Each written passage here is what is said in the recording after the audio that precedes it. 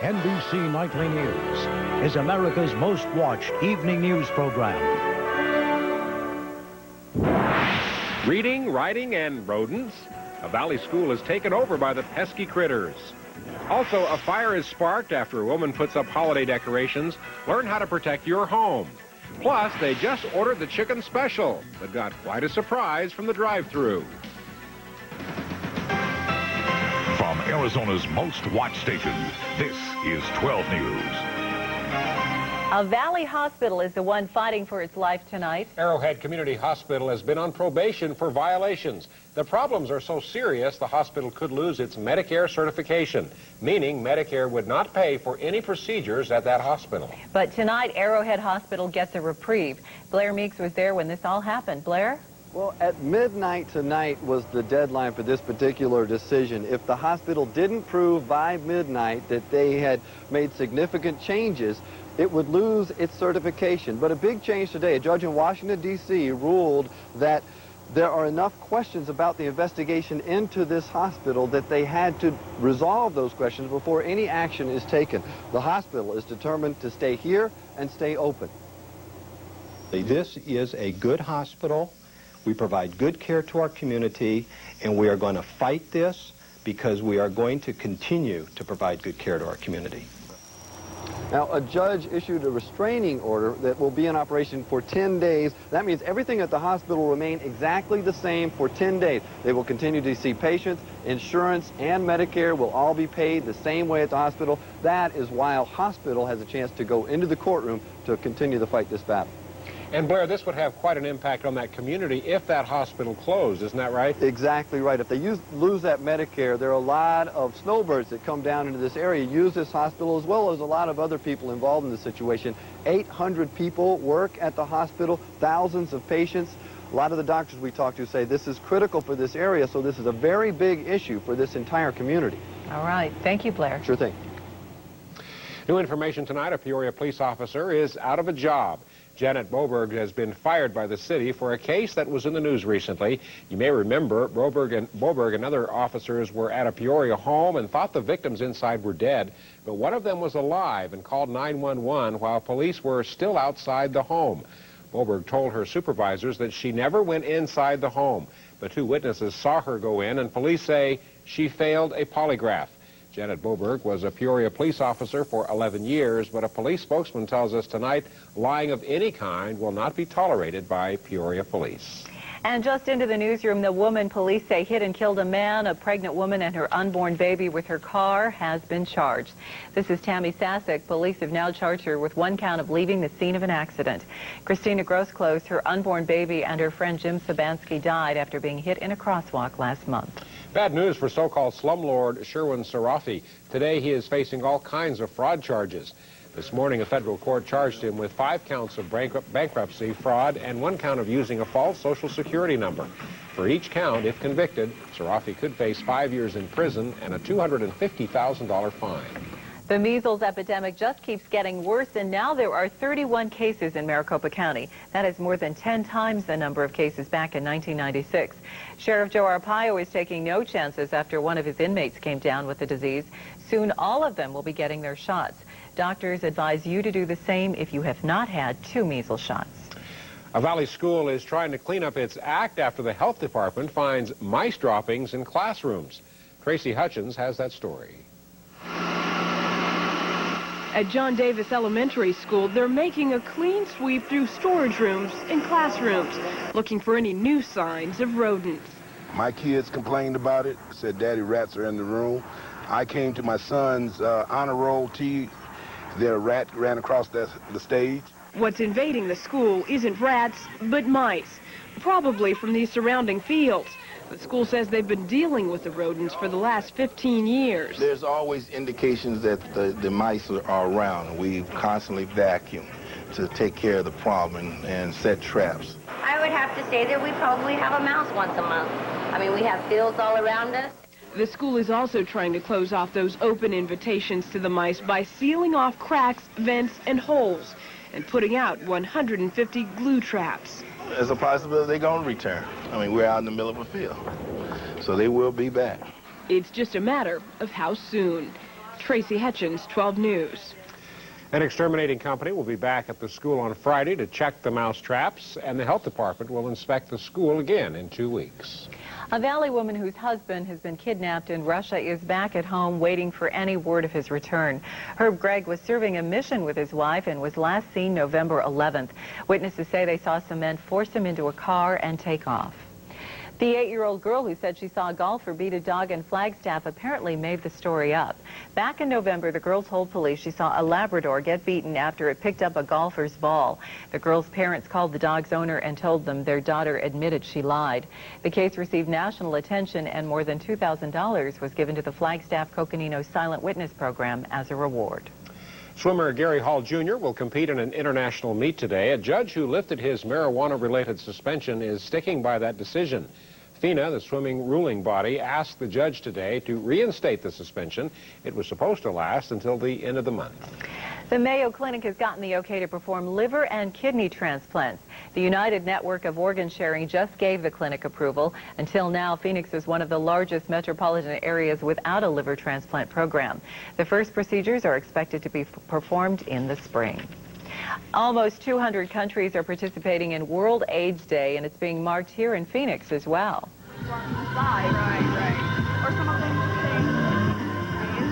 People gathered at ASU today getting information from booths and looking at memorial quilts. An African drum and dance troupe also performed. Tonight at 7, there will be a candlelight vigil. UNICEF says that every minute, 5 people between the ages of 10 and 24 contract the AIDS virus. Experts say there is hope for a vaccine maybe in the next 6 or 7 years. New information about the lawsuits against breast implant manufacturers. A panel of court-appointed scientists says it has found no definite links between the implants and women's illnesses in 4 major areas, including toxicology, the immune system, skin disorders, and arthritis. Implant companies were glad to hear the results, while lawyers representing implant patients call the report terrible news for women, and they question the findings. Well, some Minnesota teenagers who wanted some fried chicken got a little more than the Colonel's special seasoning. We had this hesitation, you know, like, should we keep it or not, you know, because it was handed to us. It wasn't like we robbed the place. Well, they didn't get chicken and potatoes at the drive-thru. They got a bag full of money, $3,000. The kids thought about keeping it, thought about everything they could buy, but in the end, they took the money back. They said their parents raised them better than that. No word on why that bag was filled with money in the first place. Talk about supersizing your meal. Right, they did the right thing. Wow. Coming up, a Mesa woman loses nearly everything after decorating for Christmas. We'll show you the do's and don'ts of safe holiday decorating. And a horse goes wild at a royal ceremony, throwing his rider right into danger. Plus, this man pulls a Dukes of Hazzard stunt to keep his car from getting stolen. Find out if it worked. And hi, everybody. Steve McLaughlin live from the 11th annual Ritz-Carlton tree lighting ceremony. Got a couple friends here. We're getting ready to light that tree, aren't we? Can we say happy holidays? This is the effect that I have on children. Stunned silence. Let's talk about the weather, because maybe that's what's kept you quiet. Are you expecting a little snow, maybe some rain tonight, possibly? All right, well, that's good. See? The girl agrees with the weatherman. 68 degrees outside right now. But guess what? There's a chance of rain tonight after midnight. We'll tell you why. Plus that live lighting coming up here at 6. Seeing you have such a way with kids. Well, the Cardinals sign a former Packer to take the place of Joe Nedney today. We'll introduce you to the new Cardinal kicker and update you on the status of Bryant Young of the 49ers, who suffered that horrible broken leg against the Giants last night. That'll be later in the show. And here's a look at the stocks today. It closed up almost 17 points at 91.33.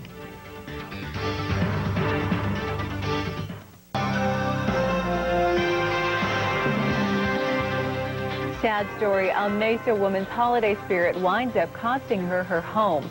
She was lighting candles in a nativity scene when her drapes caught fire, and now this is all that's left of her house. And of course, this is the time most folks start decorating their home for the holidays. But in the rush to create a mood, be careful. Safety can be very simple. Carolyn Mungo says you just have to stop and think. A golden flame. In an instant, it can capture the warm glow of the holiday season. Lights of any kind can brighten spirits this time of year, but there's a warning. This shouldn't look like this.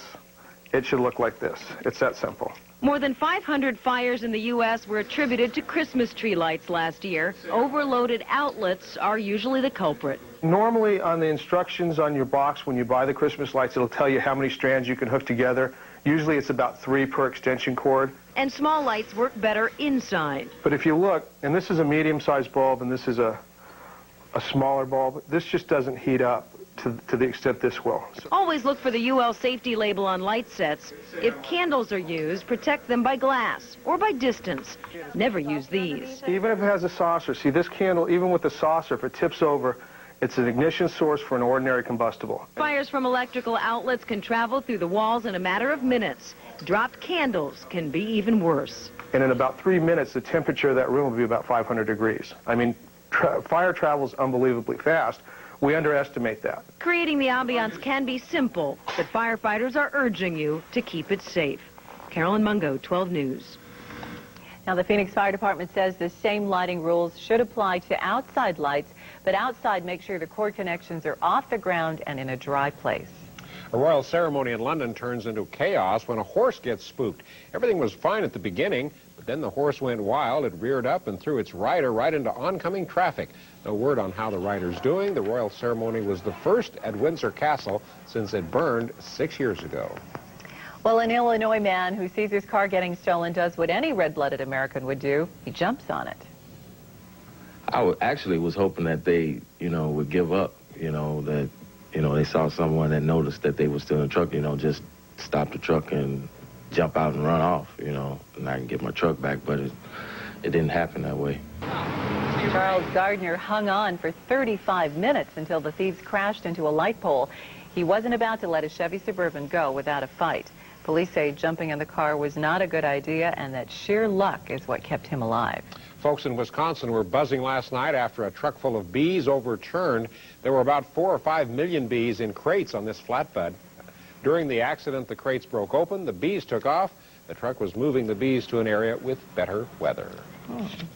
So you want a pet, but only for a week? All you need is a library card. In a Colorado library, you can check out pets. They've got Attila the tarantula, Millie the millipede, Sammy the boa, and 30 other animals. If you check out a pet for 20 weeks and take good care of it, you get to keep it. The library says it is their way of helping animal shelters, and they hope that idea will catch on in other cities. Well, you know what? I think they're about to turn on some very beautiful lights, and Scene is there, and we're not going to miss it if we go right to him now. Hey, we're not going to miss anything live here at the Ritz-Carlton. Look at this, right up here, 40-foot tall, silver top fur. You've got Santa Claus up there. The Phoenix Gorilla just came in with the star on his Harley Davidson. We got Mayor Skip Remza here, and we are ready to light this thing. It looks like we're going to light it. In just a few seconds, the Phoenix Show Choir was here. That's boys and girls clubs from all throughout the metropolitan Phoenix area. They've been entertaining the crowd here, and here comes the countdown. Here comes the countdown. There's a big crowd out here. They've been doing this for the past 11 years.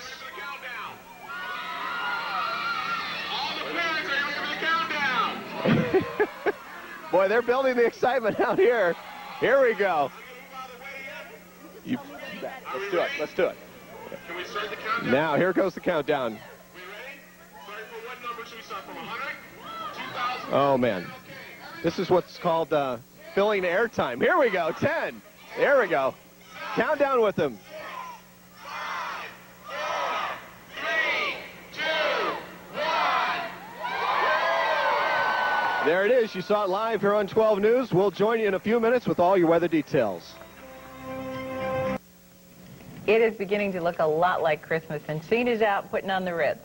Yeah, I tell you, this silver top fur, it's about 40 feet tall. Got about 5,000 lights. And what do you guys think? Do we give a Shelley Hansel thumbs up to that tree lighting ceremony? Did you guys like it? Was that cool? Yeah. Man, I tell you, there's a lot of people. Did you guys have some good hot chocolate? Yeah. I had hot apple cider. Oh, stay away from the cider. I'm not a cider person. I love the hot chocolate. Hey, take a look at that tree back there behind me. Isn't that beautiful? We got the Phoenix Show Choir behind me, the Boys and Girls Club, singing their hearts out. Very loudly, by the way. I can't even hear myself. Let's talk about the weather. Where is that storm that we've been talking about? Where are those clouds? 75 today, an overnight low of 50. There's your normals and records for this time of year. 83 set back in 1949. Temperature right now 70 degrees, winds calm.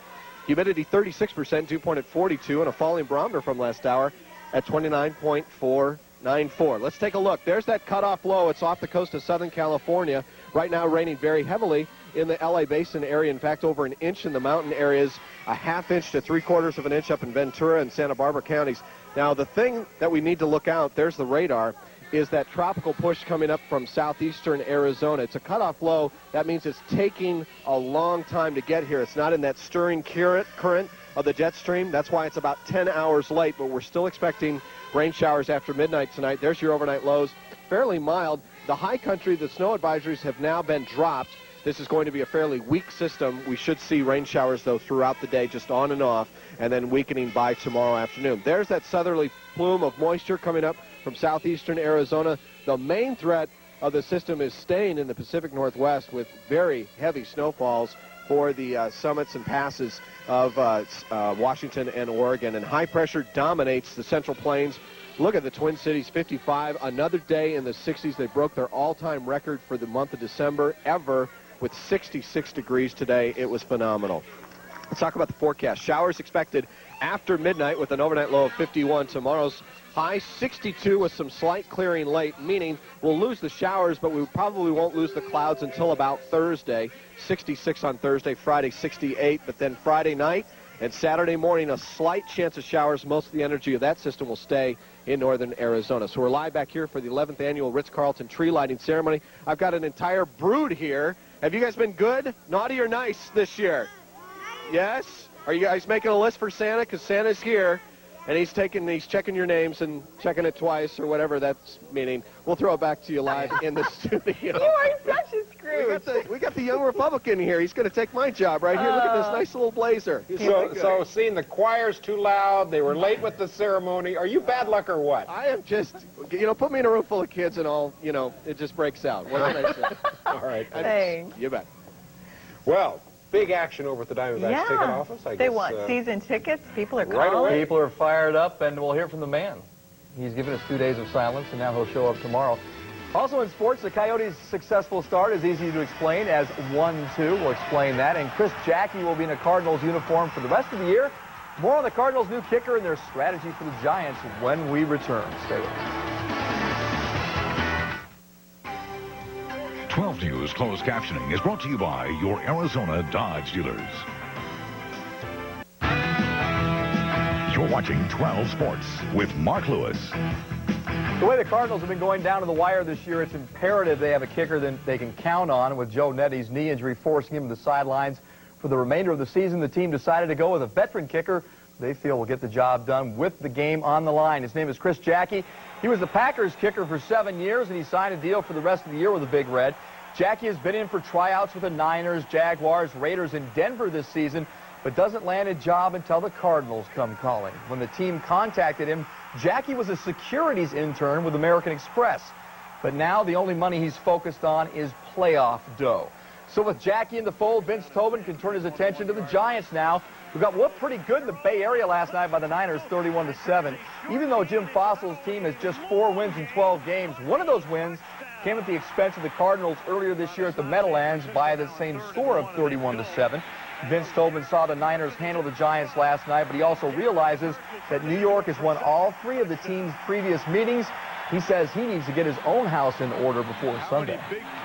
They've beaten us 3 straight times, and I'm sure they'll come in here with a high degree of confidence and expect to beat us again.